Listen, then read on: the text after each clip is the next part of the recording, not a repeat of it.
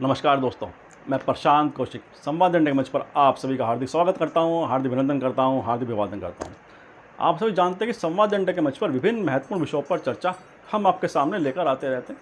और आज भी उसी संदर्भ में देश की राजनीति से जुड़े कुछ मुद्दों पर आपके सामने हम चर्चा लेकर आए हैं। संवाद इंडिया के मंच पर आज की हमारी चर्चा है जो देश का वर्तमान राजनीतिक माहौल है,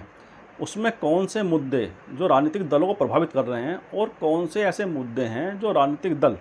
जितनी भी देश की राजनीतिक पार्टियां हैं, वह आने वाले विधानसभा चुनाव और लोकसभा चुनाव के मद्देनज़र उस पर केंद्रित करते जा रहे हैं अपनी सारी रणनीतियां। पिछले दिनों बिहार में जिस तरह से विपक्षी दलों का महाजुटान हुआ, जिसमें महाजुटान का उन्होंने नाम दिया था, एक बैठक होती है और उसमें विपक्षी दल अपनी एकता को वहाँ पर दिखाते हैं, एकजुटता का परिचय देते हैं और एक राय बनाते हैं कि आने वाले लोकसभा चुनाव 2024 के जो हैं उसमें वे एक साथ मिलकर एकजुट होकर केंद्र सरकार बीजेपी सरकार के खिलाफ चुनाव लड़ेंगे। जब ये बैठक हो जाती है और इसमें तमाम विपक्षी दलों के जो अंतर्विरोध थे उसको उन्होंने दरकिनार करते हुए एक अपनी एकजुटता का परिचय दिया, उससे बीजेपी की चिंताएं बढ़ गई और उसको लेकर बीजेपी निश्चित रूप से चिंतित नजर आने लगी है। बीजेपी ने तुरंत विपक्षी दलों की एकजुटता पर सवाल निशान लगाया और उन्होंने विपक्षी दलों पर एक तंज कसा कि वह केवल फोटो सेशन का ही उनका एक प्रयास मात्र है, इसके अलावा कुछ नहीं है। विपक्षी दलों के अंतर्विरोध इतने हैं कि वह आपस में एकजुट नहीं हो पाएंगे और थोड़े समय के पश्चात वह अपनी अलग अलग राह पकड़ लेंगे।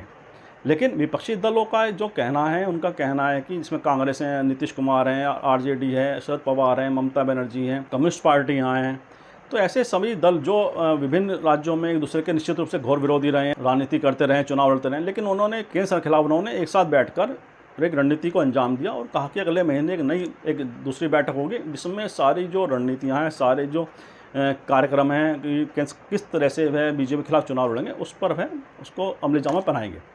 और बीजेपी भी इस बैठक के पश्चात चौकन्नी हो गई है और वह लगातार अपनी चुनावी रणनीतियों को उसको उन्होंने दोबारा से धार देना शुरू कर दिया है।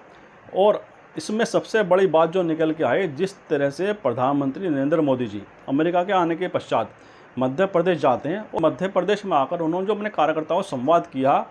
उसमें उन्होंने जो उनके भाषण दिया वहाँ पर प्रधानमंत्री जी ने, उसमें कुछ बातें उन्होंने बड़े स्पष्ट तरीके से रेखांकित की।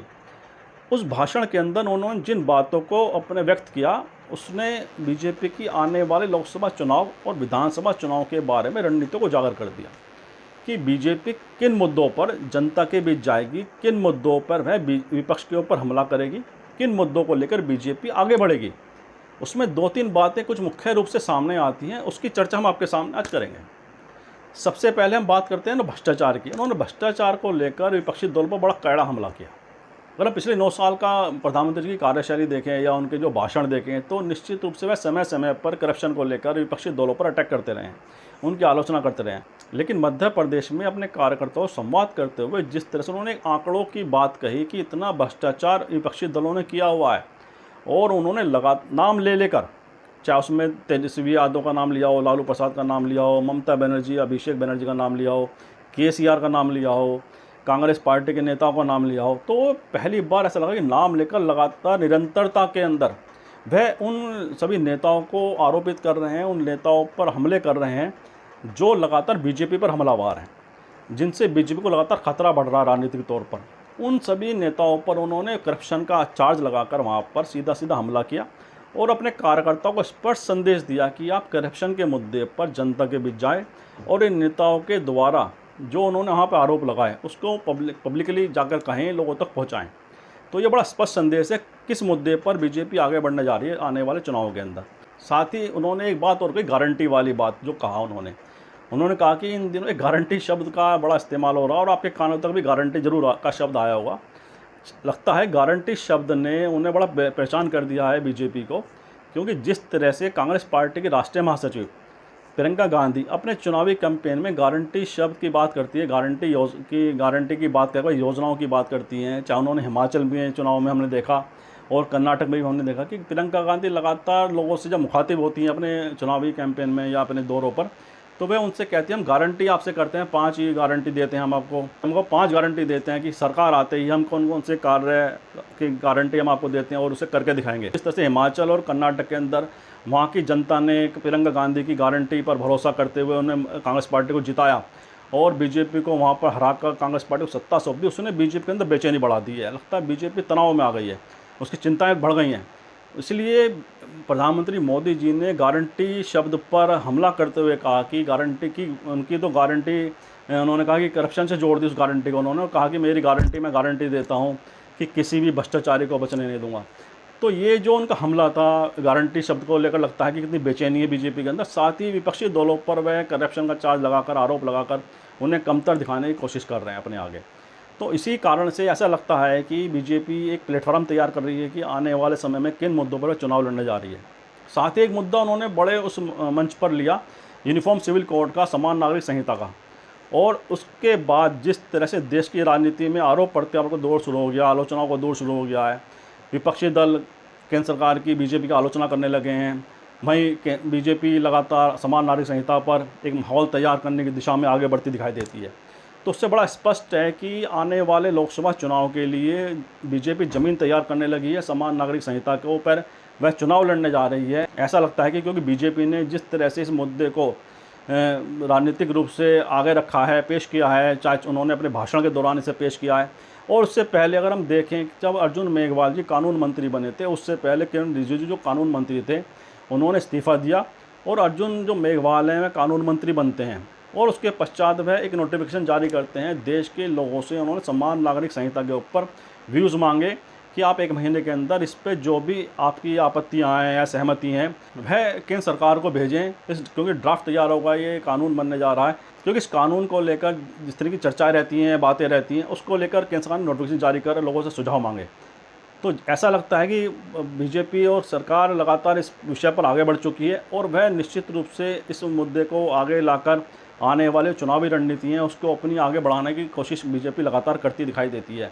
वहीं विपक्षी दल भी लगातार इस मुद्दे पर बीजेपी की आलोचना कर रहे हैं। वह कह रहे हैं पहले कोई मसौदा तो सामने लाएं कि इसमें आप क्या कर रहे हैं, क्या प्रावधान ला रहे हैं। तो जब तक मसौदा नहीं आएगा तो हम उस पर अपनी राय क्या व्यक्त करें। लेकिन तमाम विपक्षी दल जो नेता हैं उनके, वह केंद्र सरकार की आलोचना करने लगे हैं। और इससे बड़ा स्पष्ट होता है कि बीजेपी ने अपनी जो चुनावी मुद्दे हैं उसको धार देने की कोशिश शुरू कर दी है और वह इन मुद्दों पर आगे बढ़ती दिखाई देती है। बड़ा स्पष्ट है इस समय जो बीजेपी की जो राजनीतिक चुनौतियां लगातार बढ़ रही हैं, जब से राहुल गांधी की भारत जोड़ो यात्रा के पश्चात जिस तरह से उनके प्रति जन समर्थन दिखाई दिया, और उसके पश्चात हिमाचल चुनाव होते हैं, कर्नाटक के चुनाव होते हैं, और देश के अंदर विभिन्न हिस्सों में उपचुनाव होते हैं, उसमें बीजेपी को ज़्यादातर उपचुनाव में भी हार मिलती है और कर्नाटक और हिमाचल उनके हाथ से निकल जाता है। ऐसे उन्हें स्पष्ट दिख गया है कि कांग्रेस लगातार आगे बढ़ रही है और बीजेपी की जो राजनीतिक ज़मीन है वह कम होती जा रही है। तो उन्हें ऐसे मुद्दे चाहिए जिन पर वह दोबारा से अपने समर्थकों को लामबंद कर सके, दोबारा से अपने प्रति जो उनका वर्ग है, समर्थक वर्ग जो इधर उधर हटने की उन्हें लगता है कि वो शायद हट रहा है, हमसे खिसक रहा है, उसे दोबारा वह अपने साथ जोड़ सके, लामबंद कर सके। और साथ ही ऐसे में जो आरएसएस का सर्वे पिछले दिनों आया था और जो उनके मुखपत्र है उसके अंदर उनका जो आलेख छपा था आरएसएस का एक, उसमें उन्होंने कहा था कि हिंदू कार्ड या जो उन्होंने हिंदू राजनीति के ऊपर जिस तरह से उन्होंने आशंका जताई थी कि बीजेपी के साथ उस तरह से हिंदुत्व वाली राजनीति प्रभावशाली सिद्ध नहीं हो रही है, तो दूसरे प्रयास जरूर करने चाहिए। उसके मद्देनज़र यह भी लगता है कि बीजेपी की राजनीतिक चिंताएँ हैं बढ़ गई हैं और वह जो आरएसएस का जो एक सर्वे है, जो आरएसएस के मुखपत्र में जो उनका आलेख छपा था उसके अंदर जिस तरह से चिंताएं दर्शाई गई थी, तो उसके कारण ही बीजेपी अब समान नागरिक संहिता वाले मुद्दे पर आगे बढ़ना चाहती है। उसे लगता है कि जो चुनावी नैया पार लगाने में ये वाला मुद्दा उनके लिए कारगर सिद्ध हो सकता है, सफल सिद्ध हो सकता है। लेकिन जिस तरह से देश के अंदर तमाम राजनीति के उतार चढ़ाव चल रहे हैं, उससे लगता है कि बीजेपी की राह आसान नहीं है। हालांकि एक देश में समान नागरिक संहिता की बात अनेक वर्षों से उठती रही है। एक वर्ग है जो उस मुद्दे पर लगातार मांग करता रहा है कि देश में समान नागरिक संहिता लागू हो। लेकिन समान नागरिक संहिता लागू करना इतना आसान विषय नहीं है, क्योंकि देश विभिन्न तरह के, हमारी संस्कृतियों का देश है, विभिन्न मान्यताओं का देश है।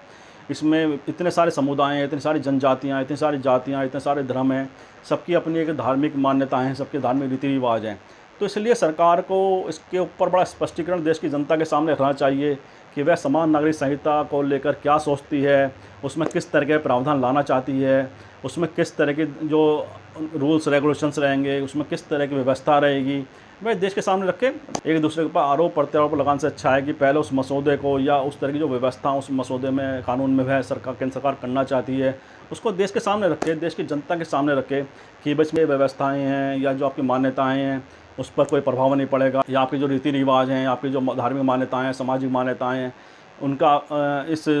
कानून के अंदर क्या उसके अंदर प्रावधान है उसको लेकर। तो ये सब बातें सरकार देश के सामने रखे, जनता के सामने रखे, तो जब भी पता चलेगा कि इसके अंदर वह क्या ला रही है, क्या नहीं ला रही है। लेकिन जो वर्तमान राजनीति है उसमें आरोप प्रत्यारोप का दौर शुरू हो गया है और प्रधानमंत्री नरेंद्र मोदी जी ने अपनी राजनीतिक चाल चल दी है और इन मुद्दों को उन्होंने आगे कर चाहे करप्शन का हो, चाहे गारंटी वाली बात हो या समान नागरिक संहिता वाली बात हो, उन्होंने देश के सामने अपने भाषण के से रख दी है और बता दिया है कि आने वाले समय में बीजेपी जो मुद्दे हैं अपने उसको आगे लेकर वह बढ़ेगी और उन्हीं मुद्दों पर ऐसा लगता है कि आने वाले समय की राजनीति वह केंद्रित करने की कोशिश भी बीजेपी करेगी। वहीं विपक्षी दल जो हैं वह केंद्र सरकार को, बीजेपी को लगातार महंगाई के मुद्दे पर, बेरोजगारी के मुद्दे पर घेरने के प्रयास में हैं। वह लगातार जनता से जुड़े मुद्दे, जनहित के जुड़े मुद्दों पर बीजेपी को घेरने का प्रयास कर रही है कि उसे हिमाचल प्रदेश और कर्नाटक के चुनाव में जिस तरह कांग्रेस को जीत मिली, उसने स्पष्ट कर दिया कि अगर जनता से जुड़े मुद्दे, जो जनता को सीधे प्रभावित करते हैं मुद्दे हैं, उनको अगर आप सीधा सीधा सामने रखेंगे, जनता के सामने रखेंगे, तो आपको निश्चित रूप से जनता का समर्थन मिलेगा। इधर उधर के मुद्दों पर अगर आप भटकेंगे तो निश्चित रूप से उसका कोई हल नहीं निकलेगा और राजनीतिक रूप से विपक्षी को दलों को नुकसान भी होगा उसका। तो विपक्षी दल समझ गए हैं कि अगर जनता से जुड़े मुद्दों को हम प्रमुखता में लाएंगे तो निश्चित रूप में सफलता मिलेगी, क्योंकि हमने देखा है कि विपक्षी दलों का कहना है कि मोदी मुद्दा नहीं है, मुद्दा है जनता से जुड़े मुद्दे। और बीजेपी की चिंता यही है कि जिस तरह जनता से जुड़े मुद्दों को विपक्षी दल प्रमुखता दे रहे हैं, प्रचारित कर रहे हैं, उसने बीजेपी की राजनीतिक रूप से चिंताएं बढ़ा दी हैं। तो ऐसे में अब देखना है दिलचस्प आने वाले समय में कि बीजेपी और आरएसएस अपने जो कोर मुद्दे हैं उसको किस तरह से वह प्रचारित करती है, किस तरह से वह मुद्दों को मुख्य धारा में लाने का प्रयास करती है। वहीं विपक्षी दल उसकी काट के लिए जनता से जुड़े मुद्दों को कितना प्रचारित कर पाते हैं, किस तरह से जनता के बीच वो जाकर जनता की बात उनके मन तक पहुँचा सकते हैं। तो ये दोनों जो परस्पर बीजेपी सरकार, केंद्र सरकार और बीजेपी साथ ही विपक्षी दल किस तरह से जनता के मुद्दों को या दूसरे जो राजनीतिक मुद्दे हैं बीजेपी के, किस तरह से वे जनता को कौन से मुद्दों से ज़्यादा प्रभावित कर पाएंगे, तो आने वाला समय बताएगा। और इसी पर भी देश की राजनीतिक भविष्य भी टिका हुआ है कि जनता किन मुद्दों को प्राथमिकता देती है, अपने जनहित से जुड़े मुद्दों को या राजनीतिक मुद्दों को किसे वह ज़्यादा अपनाती है। इस सबके उत्तर भविष्य में मिलेंगे। और इन्हीं शब्दों के साथ आज की चर्चा को हम विराम में देते हैं और आप सभी से हम आग्रह करते हैं कि इस वीडियो को लाइक करें, शेयर करें, कमेंट करें, साथ ही संवाद इंडिया चैनल को सब्सक्राइब के साथ बेल आइकन जरूर दबाएं, जिससे संवाद इंडिया अपडेट आपको समय से मिलते रहें। आप सभी का बहुत बहुत धन्यवाद, बहुत बहुत अभिवादन।